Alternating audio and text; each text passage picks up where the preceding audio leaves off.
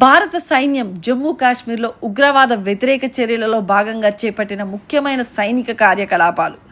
అయితే ఇందులో 2 ఆపరేషన్స్ చేశారు. ఆపరేషన్ సింధూర్ ఒకటి, ఆపరేషన్ కెల్లర్. ఆపరేషన్ సింధూర్ మే 7వ తారీఖున 2025 ప్రారంభమైంది. ఏప్రిల్ 22న ఒక దుర్ఘటన జరిగింది. పహల్గామ్లో 26 మంది పౌరులను చంపిన ఉగ్రదాడికి ప్రతీకారంగా పాకిస్తాన్ మరియు పాక్ ఆక్రమిత కాశ్మీర్లోని 9 ఉగ్రవాద స్థావరాలను లక్ష్యంగా చేసుకుంది. ఈ ఆపరేషన్ భారతదేశం ఉగ్రవాదంపై శూన్య సహన నీతిని స్పష్టం చేసింది. ఇక ఆపరేషన్ కెల్లర్ మే 13, 2025న పోషియాన్ జిల్లాలోని కెల్లర్ ప్రాంతంలో రాష్ట్రీయ రైఫిల్స్ యూనిట్ ఇచ్చిన ఖచ్చితమైన ఇంటెలిజెన్స్ ఆధారంగా ప్రారంభించబడింది.